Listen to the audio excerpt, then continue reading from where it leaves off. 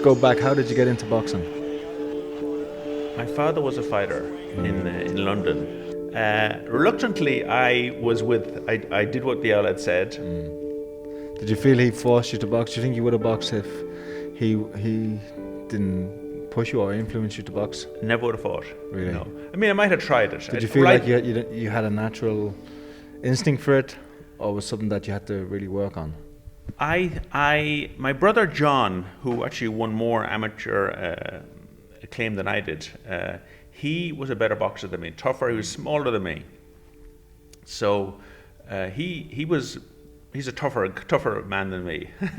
So he was a great fighter, and I don't think he really liked it that much either. But he was more naturally. It came more natural to him. Me, I hated it when I was a kid. I guess I'm also a recovered alcoholic. So for some reason, as alcoholics, we are very sensitive, and the people ask you, why'd you quit fighting? I said, I became allergic to getting hit in the head, So but we did it, because no choice really, For a person, for a fella didn't like the sport, to go as far as you did, to eventually end up fighting Evander Holyfield. How does that happen? It's a long story. I'll give you a brief synopsis of it. I ended up fighting with a Mayo team against a Chicago team in Chicago back in the 80s, and my father came over with me. So then remember, I came back, he stayed there, and then he eventually moved to New York. And so in the early 80s, my sister Rosaline and I moved to New York, and I came from Enfield to Brooklyn, so it was quite a change, quite a shock.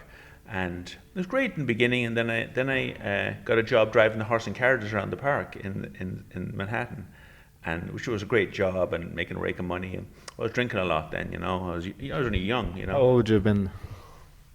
When I started the horse and carriages, I was about 20, yeah.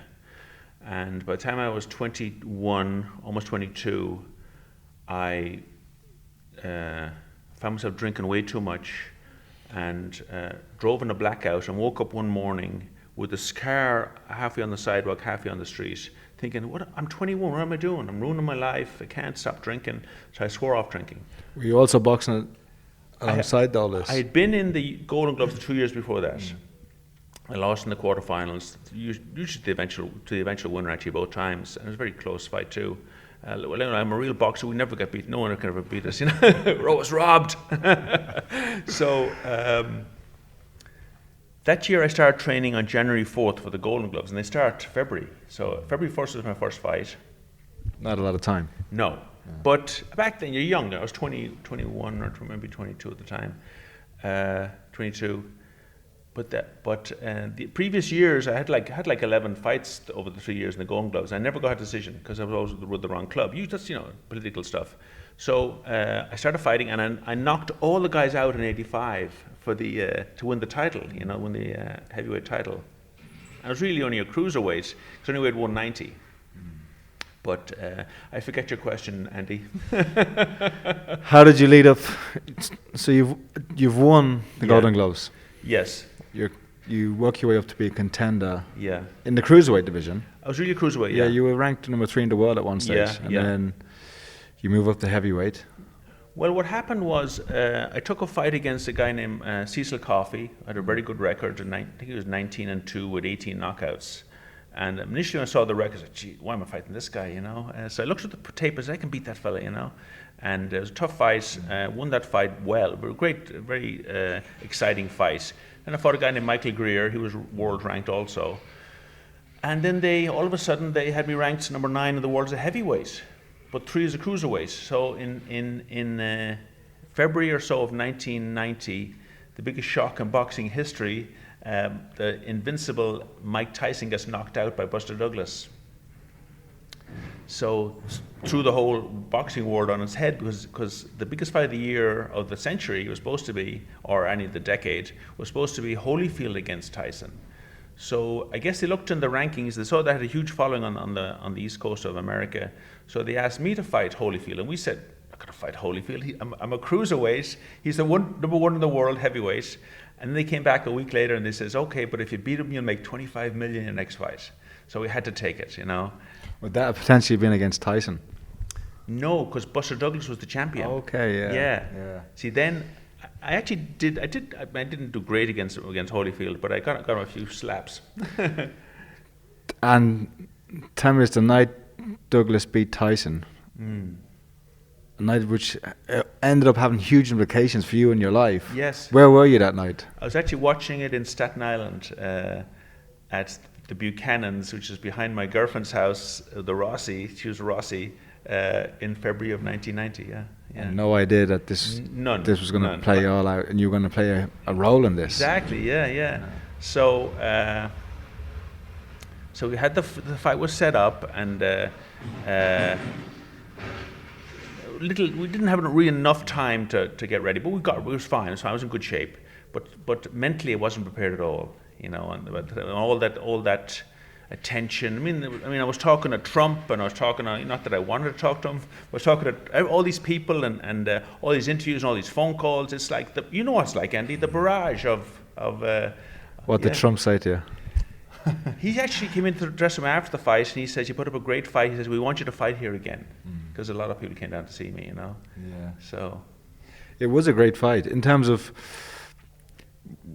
well, Holyfield, you could see, without being disrespectful, was maybe a class above or had more potential to go further at that stage. But for periods in the rounds, you were definitely in the fight, and the final exchange, it was a real trade-up. Like, you could have been an inch either way of either of you going down. Yeah.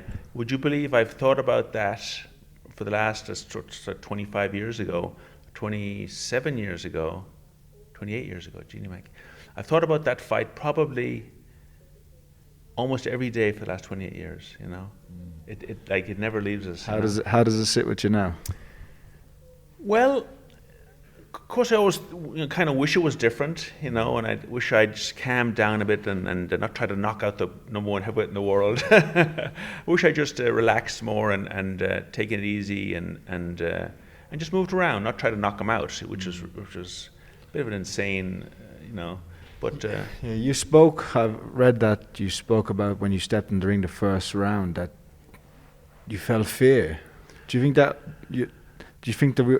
the way you fought was a reaction to that fear, or possibly because, as you know, mentally I wasn't prepared for that fight. How so? Well, I didn't even have a mental practice. You know, I mean, now I'm also, you know, I'm 22 years sober, and that's been the biggest fight of my life. You know, I've been staying sober, but it's not even a fight. Staying sober is trying to control the thoughts in the brain, which I've been shown how to do with the 12 steps, which I wish I had back then, because they eradicate all the fear, and you're in reality. And when you're in reality, there's nothing to fear, you know.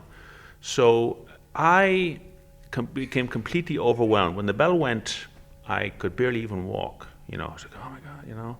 And I found out now that I was actually blocking all the nerves out for days before and weeks before, blocking them out, trying to shut it all off, all the noise in your head. And when the bell went, it all hit me. You know what that's like. I know. If you're not dealing with it, it's going to be there. So when the bell went, it all hit me, and you're in the ring with the number one heavyweight in the world. You know, it's not the best time to start losing it. You know, so But you fought him. Yeah. You did fight him. You weren't just in there, you know. Yeah. Like, you weren't making up the numbers. And exactly. Yeah. I tried to. He knew you were there. He did, because we've in the boxing world, you know, all these people, and he's very respectful of me, you know, and I've seen him quite a few times since, and I actually showed him the picture of I got him a great shot in the fourth round. I showed him the picture. Right hand that we've seen in the preliminaries and now in the semifinals is something that, I don't know, seemed to come all of a sudden. Did you have it? You must have had it, but how did you develop it this well?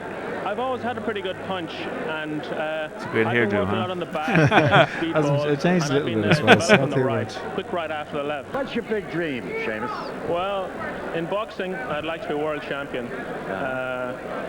I guess boxers and everything, in life, I'd like to maybe do something with the troubles in Northern Ireland. Yeah. Maybe, try and stop all that killing and violence. Yeah.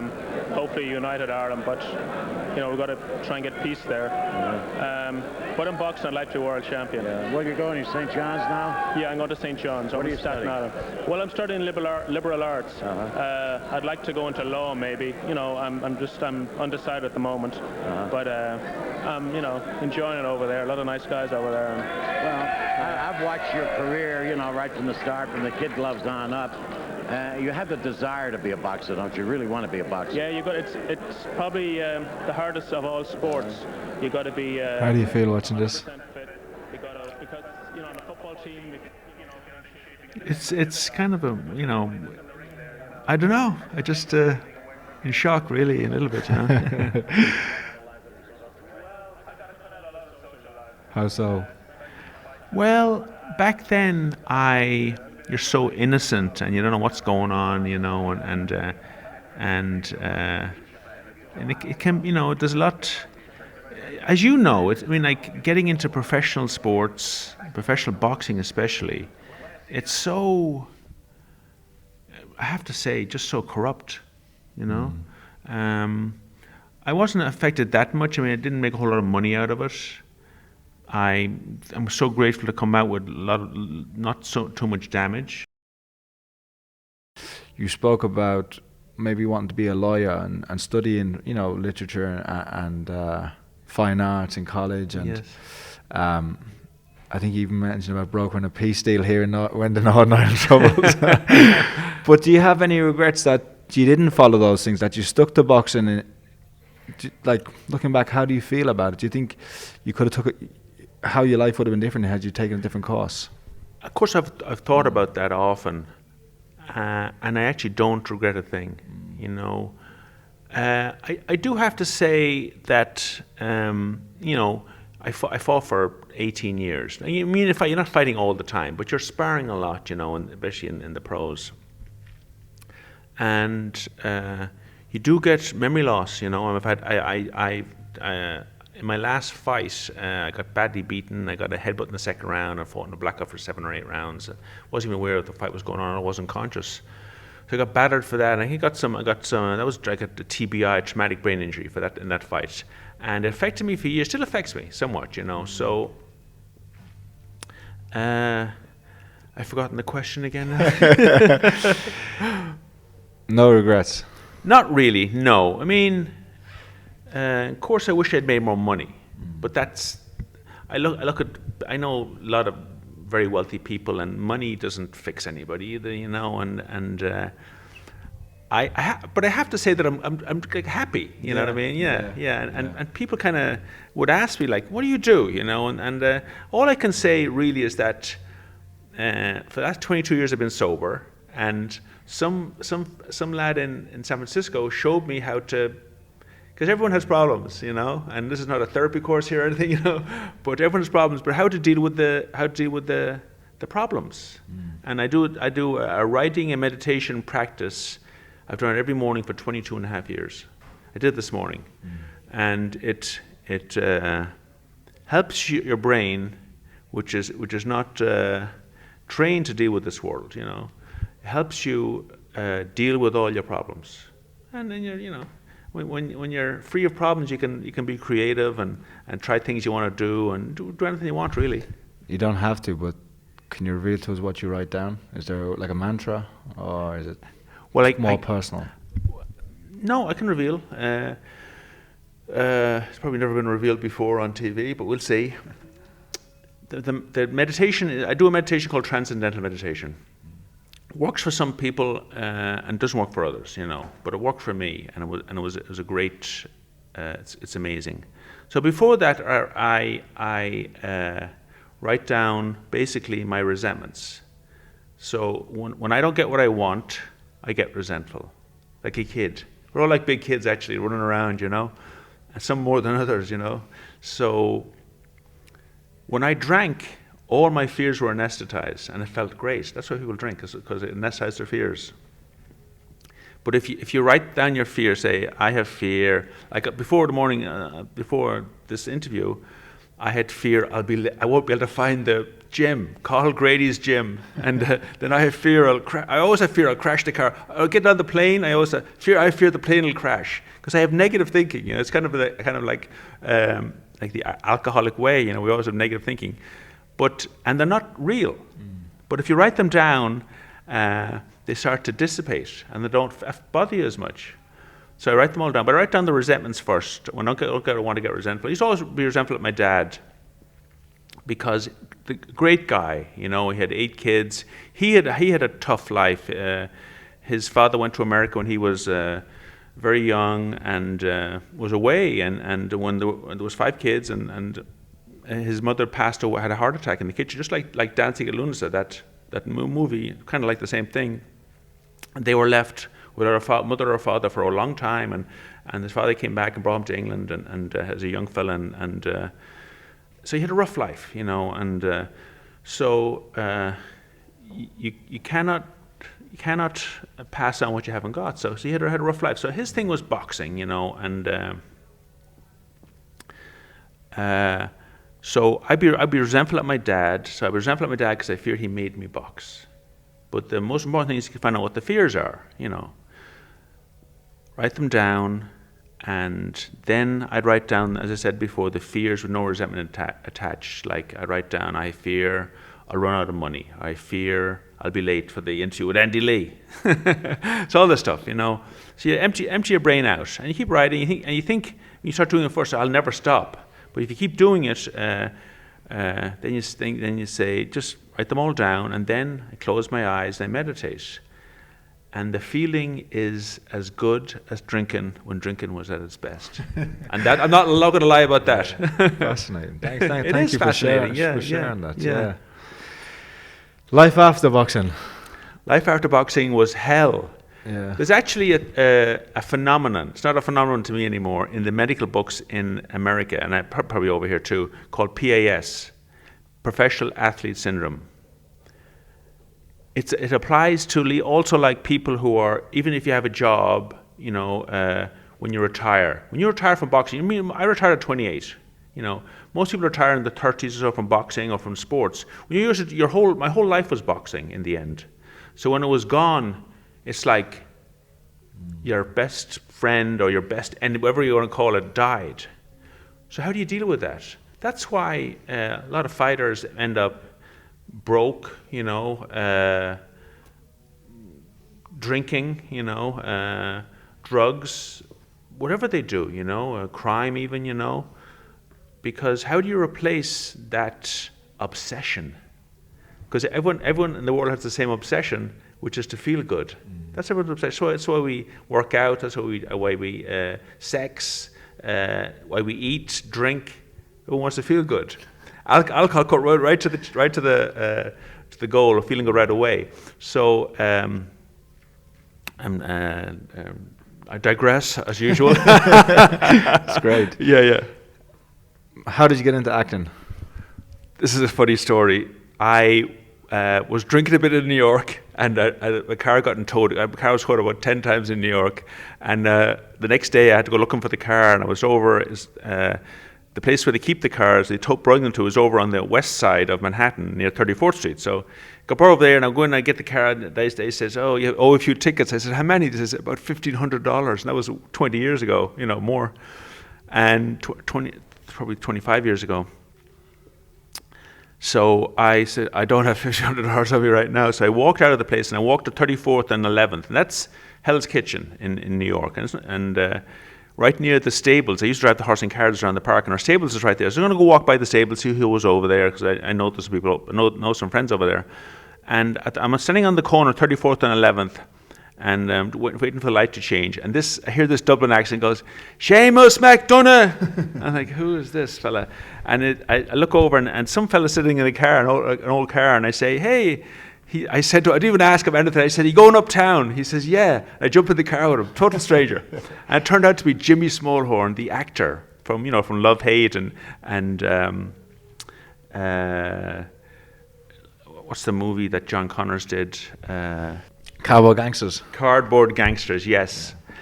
He says, "I just got the lead in a play." at the Irish Art Centre. And I, being the grandiose, person I was, I says, have they finished auditions? He says, no. So I went down the next day and I auditioned for Nye Heron, who's the assistant director on My Left Foot and all those movies with Jim Sheridan.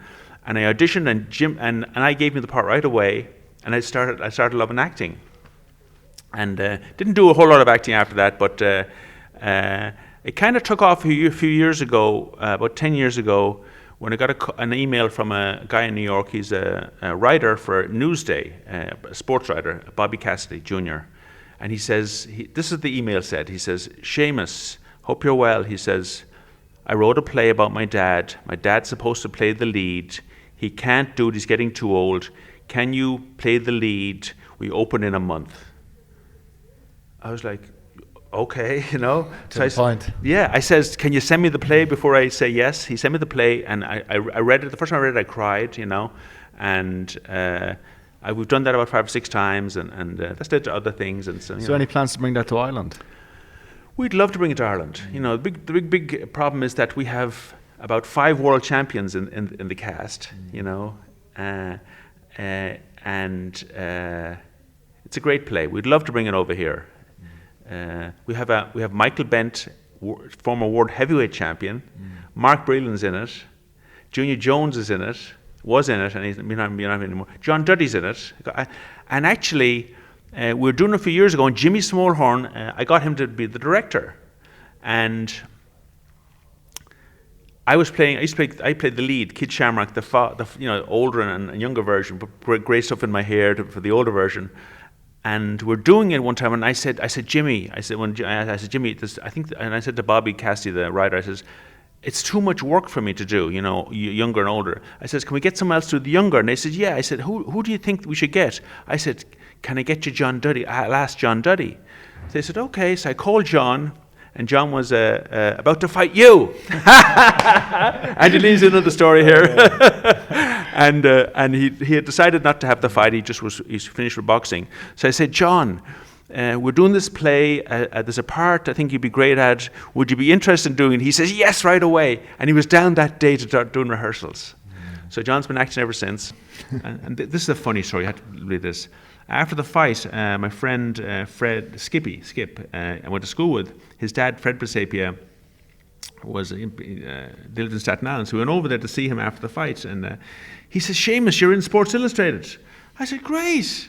I says, where? So he showed me, and in Sports Illustrated there's a picture of me laying down and Holyfield standing up. And I said, just turn the picture around and I'm standing up and he's laying down.